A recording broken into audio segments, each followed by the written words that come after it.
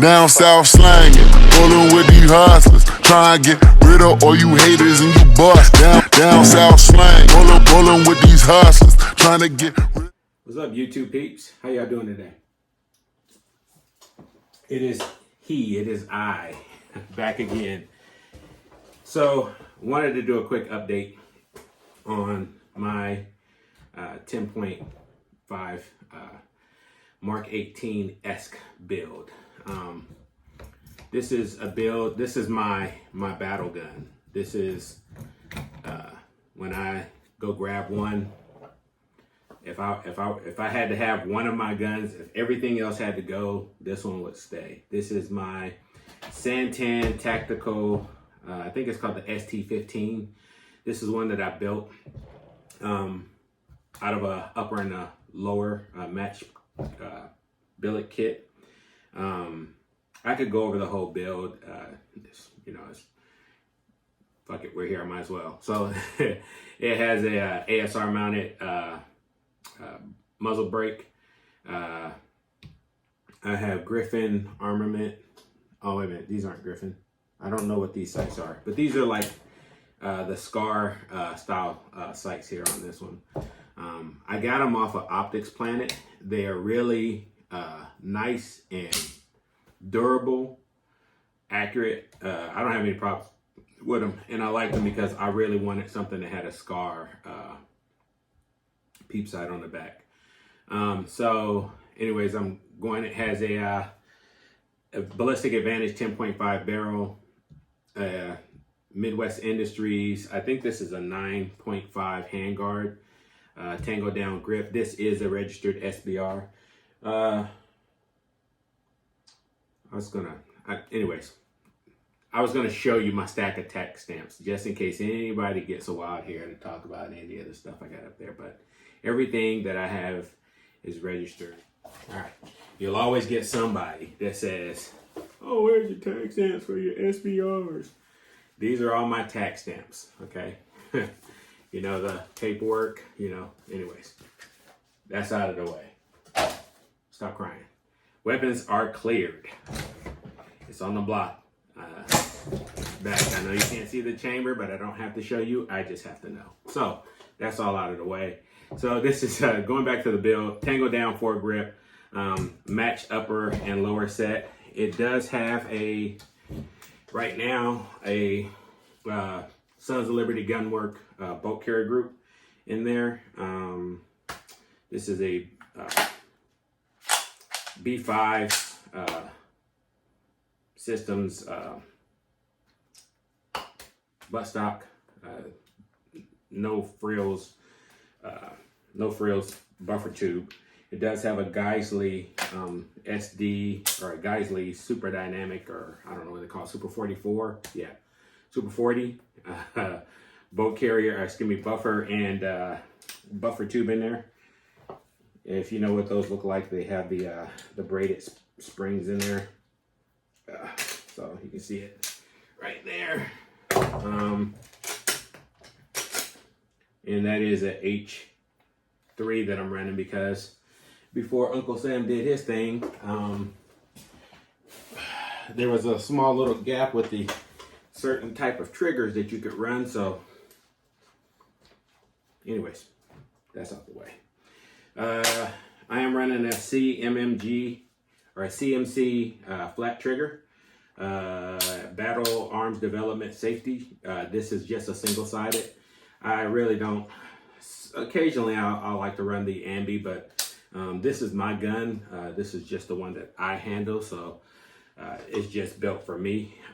So anyways, yeah, I got a Battle Arms Development safety in there.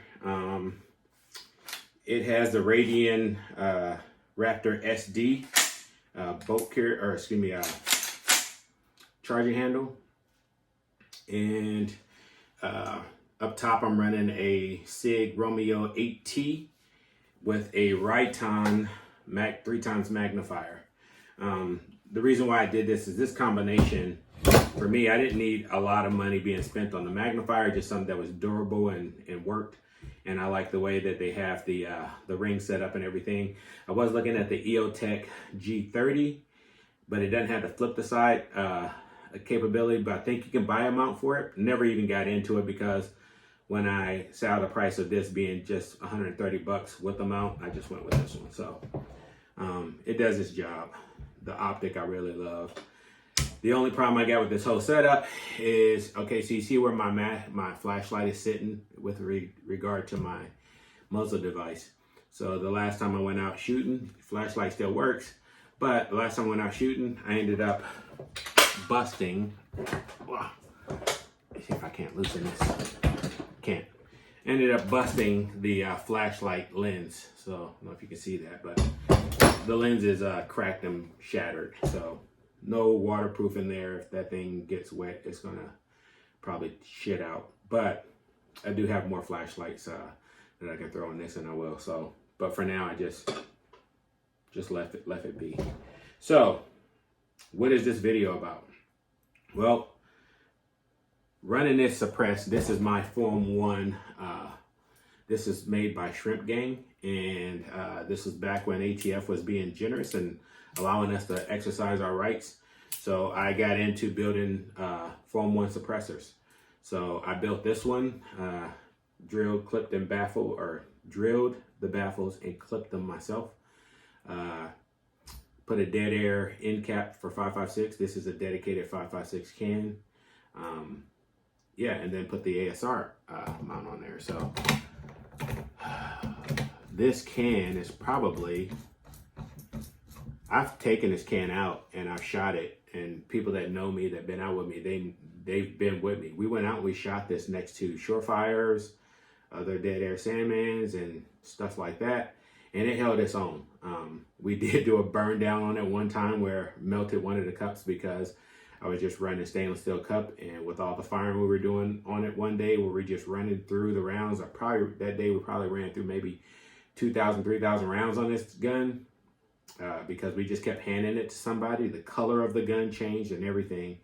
Shot out the barrel, I changed the barrel on it, and then because it was just constant rapid fire. I mean, we didn't shoot it out, it's just I wanted to change it because of the abuse it had taken that day.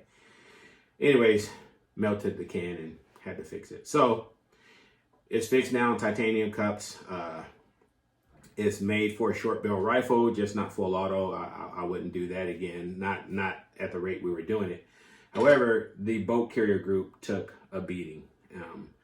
I'm not saying anything bad about the company that makes this boat carrier group. I think the boat carrier group is good. I think that for what it is, I don't have any problems. It still functions right now. I just know that when I take it out, there's some sloppiness to it.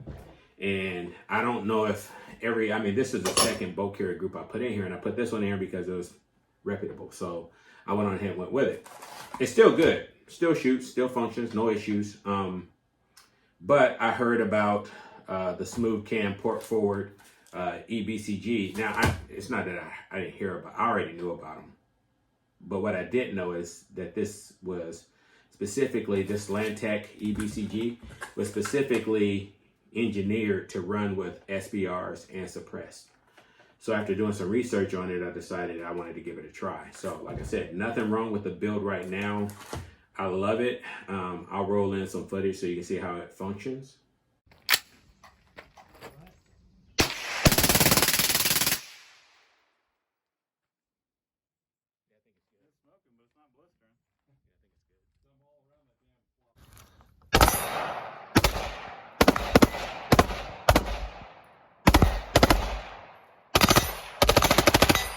Now that I've actually, run it a little bit, now I see that I want to tune it. I want to tweak it a little bit more.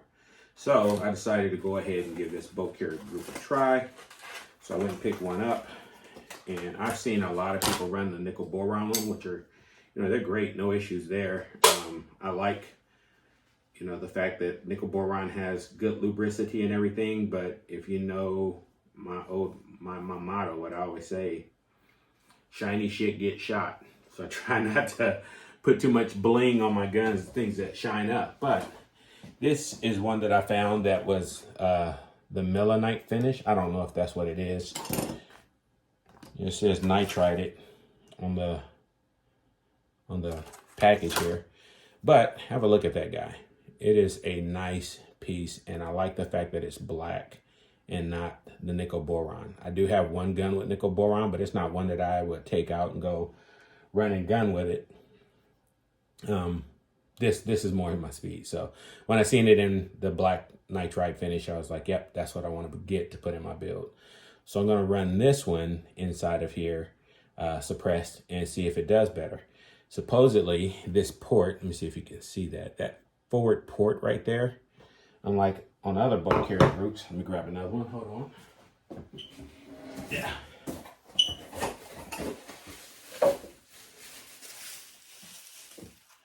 Unlike on a normal bolt carrier group where it's just, it's just a solid hole, this one, the port is towards the front. It's kind of milled out. And supposedly this and the fact that these ports here where the gas port is are bigger than the ones on there. Supposed to be better for suppressed firearms. So we're going to give this one a try and see if that's the case. So I'm going to drop this in this bad boy here and get right back.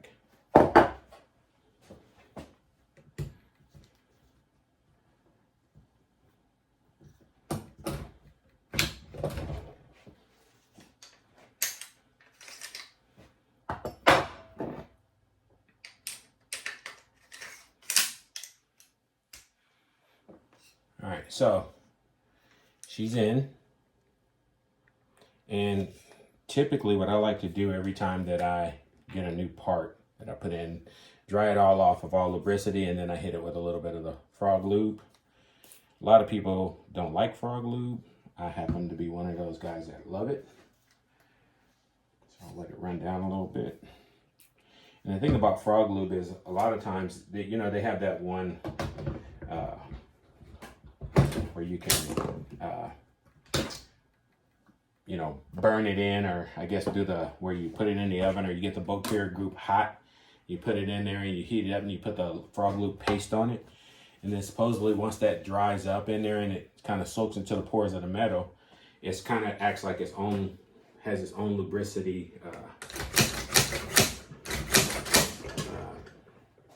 I don't know, characterizations or whatever you want to call it, but I just use the spray. This is good enough for me, and it works pretty good. So she's in there. I don't know if you guys seen the Cerakote job on this baby, but I really do like her. You see the can there. You see my markings on the side there. So in case any of y'all wondering about that, but yeah, there you can actually see the busted light on there too. That brake did a job on it, but. So again, it's the Santan, and we're going to give her a shot with that bolt carrier group, see if she helps out. Should help a little bit from what I'm understanding. So, all right, here is the old bolt carrier group that was in there. I guess she's all right. The way I test it, I usually I don't know if this is right, but somebody said that if you take the bolt carrier group, I have two here. Here's one that's never been used. You sit it down, it should not slide down. It should stay up. And this one, she's up. She's still tight. So no diss on that. It's just that I know that I'm just beating the hell out of that bolt carrier group. And for a DI gun, I just want to make sure that, give it a good shot. But that, they're about the same. No issues there. We'll see. Like it. It's just going to go in something else now. I did mess it up. I took if you guys ever hear about somebody saying, oh, take CLR and run CLR in your sonic cleaner, don't do that. I put this in my sonic cleaner, put the bolt in there, left it in there for an hour, and you can see where kind of like the nitride has came off of it. So now it's this weird brownish color. I don't know. Be a good one to beat the hell out of. I'm still gonna do it. This is the color it should have been, but you can see the difference in the colors now. These two. So don't use CLR. Use the right stuff for your sonic cleaner. Anyways, that's all I got for you guys today. Hey, I just want to say I went up to Sportsman where I picked this up at. No plug to them because they ain't giving me no discount or nothing. But there was a guy in there, Justin. Justin, I told you I was going to post up a video today. I just had to go and pick this up earlier or after I started the video, and he helped me out with getting this and said hi to me and told me to watch the video. So I just want to say thank you, Justin. I'll see you shortly because, you know, I'm always in there. So, all right, guys. As soon as I run a few rounds through this, I'll post up a follow-up. And that's all I got. Deuces.